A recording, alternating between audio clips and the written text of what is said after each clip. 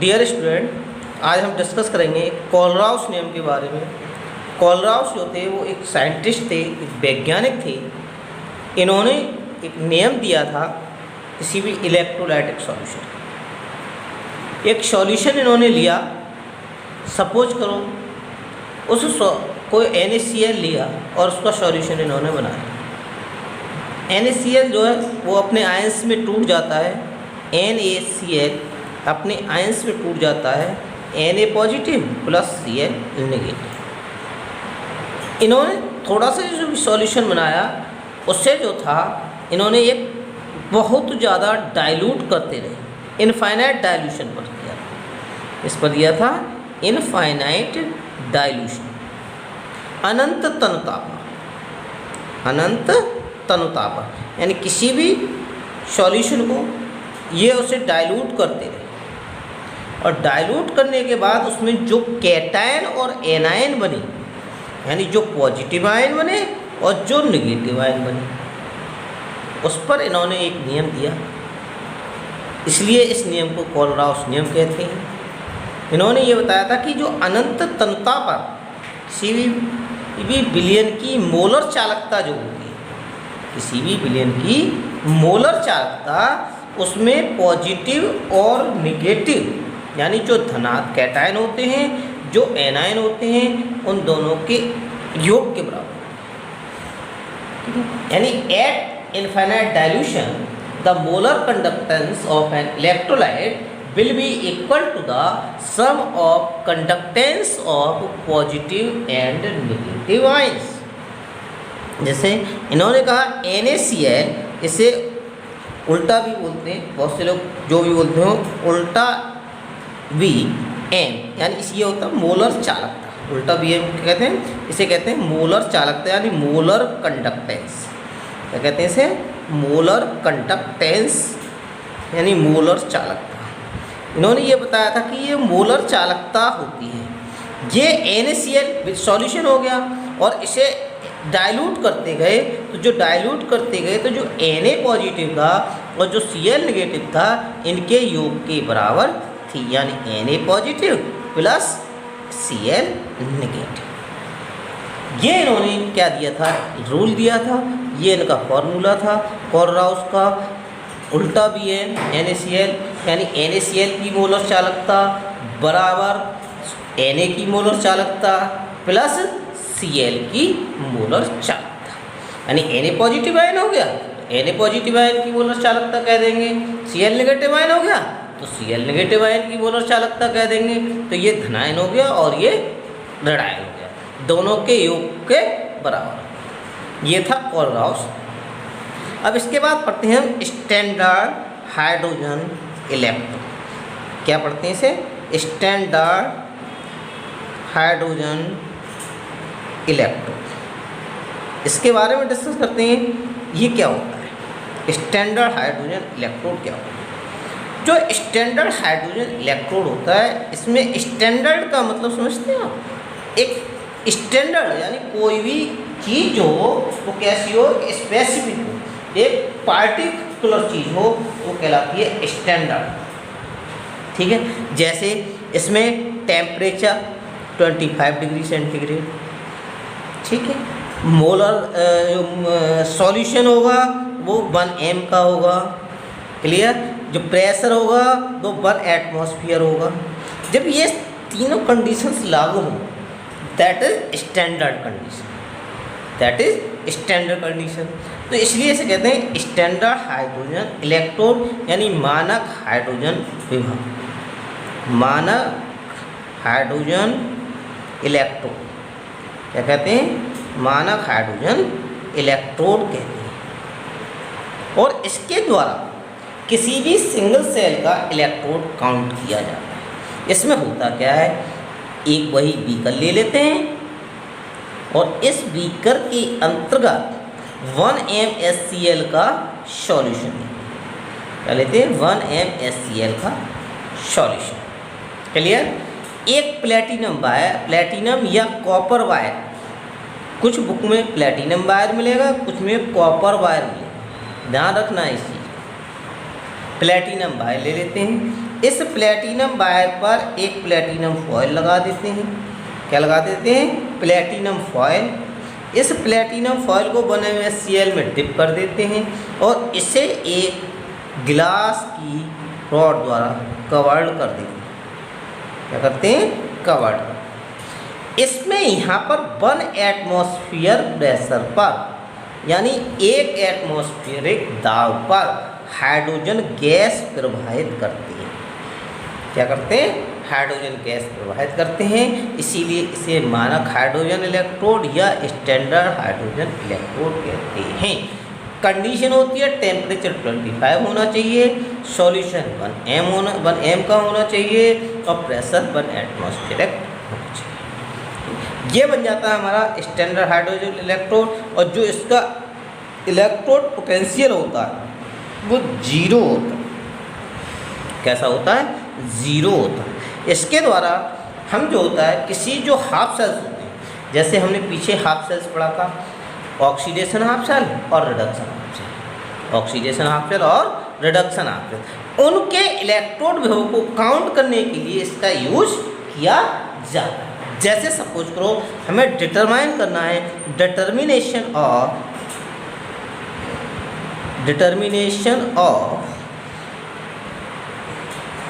Electrode potential of Z, determination of electrode potential of Zn। अब देखो दो चीज़ें थी, Zn जो था वो एनोड का कार्य कर रहा था हमारा, इसमें Zn रॉड थी, ZnSO4 सॉल्यूशन में ये डिप था। ये क्या थी? हमारी Zn रॉड थी, ठीक है। ये क्या था? ZnSO4 सॉल्यूशन था। क्लियर? और ये जो था किसका एक्ट कर रहा था? एक्ट एज ए एनोड कर रहा था। दूसरा, यहाँ पर इसका जब हमें इलेक्ट्रोड पोटेंशियल ज्ञात करना है तो इसके पैरेलल में हम क्या लगा देते हैं? हाइड्रोजन इलेक्ट्रोड लगा देंगे। क्या लगा देंगे? Standard hydrogen electrode. और स्टैंडर्ड हाइड्रोजन इलेक्ट्रोड जो लगाएंगे ये, अब देखें, इन दोनों को किसके द्वारा कनेक्ट कर देंगे? साल्ट ब्रिज के द्वारा कनेक्ट कर देंगे। इसके द्वारा कनेक्ट कर दिया, ये साल्ट ब्रिज, लवण सेतु के द्वारा कनेक्ट कर दिया, ठीक है। यहाँ पर क्या हो रहा है? हमारा ऑक्सीडेशन, यानी Zn पर क्या होता था? हमारा ऑक्सीडेशन, यानी Zn चेंज हो जाता था Zn2+ में। तो यहाँ पर क्या होगा? हमारा रिडक्शन। और ये किसका कार्य करेगा? एज ए कैथोड का। किसका कार्य करेगा? कैथोड। इस तरह से Zn का इलेक्ट्रोड पोटेंशियल काउंट कर लेते हैं। और Zn का जो पोटेंशियल होता है, इलेक्ट्रोड पोटेंशियल होता है, वो होता है 0.76 प्लस में होता है। इस चीज़ का हम ध्यान रखेंगे। इलेक्ट्रोड पोटेंशियल ऑफ Zn क्या होता है? प्लस 0.76। सेम डिटर्मिनेशन, यानी यहाँ पर हिंदी में लिख सकते हैं Zn का इलेक्ट्रोड पोटेंशियल ज्ञात करना, यानी इलेक्ट्रोड विभव ज्ञात करना। इसी तरह से अब यहाँ पर देखें कि Zn, थोड़ा सा ध्यान देंगे, Zn का क्या हो रहा था? ऑक्सीडेशन, एनोड का कार्य कर रहा था, ठीक है। और एनोड को किधर लेते जा रहा था? Right hand side. अब कॉपर के केस में यदि हम देखें, सेम किसके केस में देखें? डिटर्मिनेशन ऑफ कॉपर, यानी कॉपर का इलेक्ट्रोड पोटेंशियल यदि हम ज्ञात करें, क्या करें? कॉपर का इलेक्ट्रोड पोटेंशियल ज्ञात करें। Determination of electrode potential of copper, determination of electrode potential of copper. तब देखें कॉपर किसका कार्य कर रहा है? हमारा उस पर ऑलरेडी रिडक्शन होता है। क्या करते थे? एक बीकर ले, बीकर में CuSO4 कॉपर सल्फेट का सॉल्यूशन, कॉपर रॉड क्या थी? कॉपर रॉड थी। और ये क्या था? हमारा CuSO4 सॉल्यूशन। क्लियर? और यहाँ पर क्या हो रहा था? हमारा रिडक्शन हो रहा था। तो ये किसका कार्य कर रहा था? कैथोड का। तो जब यहाँ पर ये कैथोड का कार्य कर रहा है, तो जब इसका इलेक्ट्रोड पोटेंशियल ज्ञात करने के लिए हम इसमें हाइड्रोजन इलेक्ट्रोड लगाएंगे, तो ये hydrogen electrode act as anode कार्य करेगा। इसका कार्य करेगा? एक्ट एज एनोड का कार्य करेगा। ये स्टैंडर्ड हाइड्रोजन इलेक्ट्रोड होगी। इन दोनों को किससे जोड़ देंगे? साल्ट ब्रिज से जोड़ देंगे। किससे जोड़ देंगे? Salt bridge. जब इसका काउंट करेंगे तो कॉपर का जो इलेक्ट्रोड पोटेंशियल आता है वो आता है 0.34। और ये थोड़ा सा ध्यान देंगे, एक प्लस और माइनस का इसमें ध्यान रखेंगे। ये आता है हमारा इलेक्ट्रोड पोटेंशियल ऑफ कॉपर जो आता है वो आता है हमारा 0.34। और ये जो कहलाता है ये कहलाता है हमारा रिडक्शन पोटेंशियल। इस चीज़ का ध्यान रखेंगे। और यदि हम इसका ऑक्सीडेशन पोटेंशियल निकालेंगे तो वो हो जाता है हमारा -0.3। तो कॉपर का रिडक्शन पोटेंशियल आता है हमारा 0.34 और कॉपर का ऑक्सीडेशन पोटेंशियल जो होता है वो हमारा होता है -0.34। इस चीज़ का ध्यान रखेंगे। क्यों होता है? क्योंकि रिडक्शन पोटेंशियल जो होता है क्या चीज़ होती है? रिडक्शन पोटेंशियल इक्वल टू होता है माइनस ऑक्सीडेशन पोटेंशियल की, यानी अपचयन विभव बराबर होता है माइनस ऑक्सीकरण विभव। तो जो यदि अब देखें यहाँ पर जो रिडक्शन विभव है ऑक्सीकरण ये क्या है 0.34 है रिडक्शन का, तो ऑक्सीडेशन का क्या हो जाएगा -0.34। तो इस चीज़ का ये ध्यान रखना है कि जो Zn है Zn पर ऑक्सीडेशन हो रहा है तो हमने क्या निकाला ऑक्सीडेशन पोटेंशियल। तो Zn का ऑक्सीडेशन पोटेंशियल या ऑक्सीकरण विभव कितना होता है 0.76 होता है। जबकि हम कॉपर का निकालते हैं वो आता है हमारा रिडक्शन पोटेंशियल और रिडक्शन पोटेंशियल कॉपर का होता है 0.34। और यदि हम इसका कॉपर का ऑक्सीडेशन पोटेंशियल निकालेंगे तो वो हो जाएगा -0.3। क्लियर है ये सभी को? ओके। अब इसके बाद में ये इलेक्ट्रोड पोटेंशियल हो गया, कोलॉस लॉ हो गया। नेक्स्ट आपका आता है नस्ट इक्वेशन। नेक्स्ट चीज़ एक आती है, ये बहुत इंपॉर्टेंट चीज़ होती है, नस्ट समीकरण। कौन सी होती है? नस्ट समीकरण जो होती है वो बहुत इंपॉर्टेंट होती है। क्यों होती है? इससे क्वेश्चन बहुत आते हैं नस्ट इक्वेशन, और इंग्लिश में इसे नस्ट भी लिखा जाता है, NERNST, Nernst equation. Nernst equation से क्या करते हैं हम? इससे इलेक्ट्रोड पोटेंशियल काउंट ज्ञात करते हैं। क्या चीज़ का ज्ञात करते हैं? Electrode potential. इलेक्ट्रोड विभव ज्ञात करते हैं। क्या चीज़ ज्ञात करते हैं? इलेक्ट्रोड विभव ज्ञात करते हैं। किस सेल के लिए कर सकते हैं? इलेक्ट्रोड विभव किसी भी सेल का कर सकते हैं, किसी भी रिडक्शन के लिए कर सकते हैं, किसी भी ऑक्सीडेशन सेल के लिए कर सकते हैं, यानी हाफ ऑफ सेल का भी निकाल सकते हैं और फुल सेल का।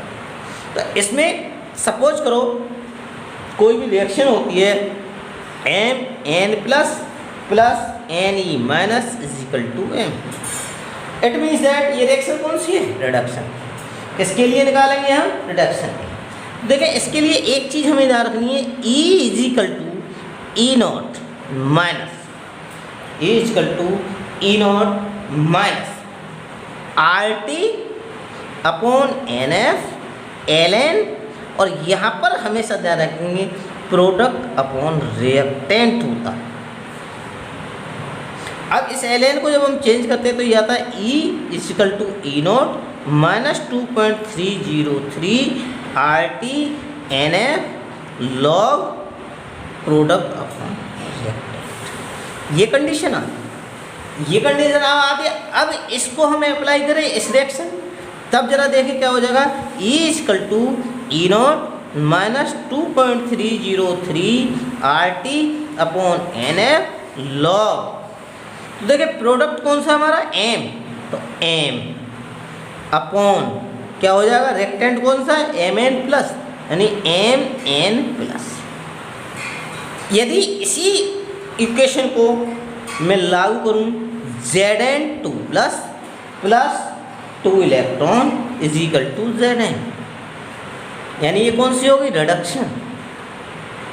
इसके लिए जब लागू करेंगे तो क्या होगा E is equal to E0 minus 2.303 RT upon NF log Zn upon क्या हो जाएगा Zn2 प्लस, क्या हो जाएगा Zn अपॉन Zn2 प्लस।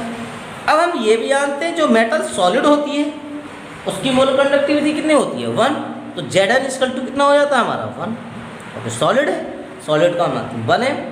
जब 1 हो जाता है तो इसकी क्या जाता है E equal to E0 minus 2.303 RT upon NF log 1 upon Zn2 plus, ये होती है हमारी नष्ट समीकरण। अब इसमें यदि हम वैल्यू पुट करें तो देखें कौन कौन से टर्म्स क्या होते हैं। R होता है हमारा गैस कांस्टेंट, यानी गैस नियतांक, गैस नियतांक, गैस नियतांक, और इसकी जो वैल्यू होती है वो हमारी होती है 8.314 जूल के इनवर्स मोल इनवर्स। टेम्परेचर जो होता है हमारा 298 केल्विन होता है, ठीक है। T क्या होता है हमारा टेम्परेचर, N क्या होता है, N होता है नंबर ऑफ इलेक्ट्रॉन जो भी फ्लो में आते हैं, यानी जितने नंबर ऑफ इलेक्ट्रॉन का क्या होता है चेंज होता है। जैसे Zn2 में 2 इलेक्ट्रॉन हो गए, यानी Zn2 प्लस में 2 इलेक्ट्रॉन हो गए, जितने इलेक्ट्रॉन निकलते हैं जितने इलेक्ट्रॉन जो लेता है।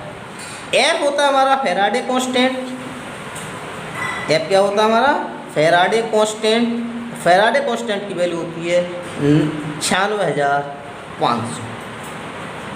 इन सब वैल्यू को इसमें पुट करेंगे तो क्या जाता है E equal to E0 minus 2.303 into 8.314 into 298 upon N into 96,500 log 1 upon Zn2 plus.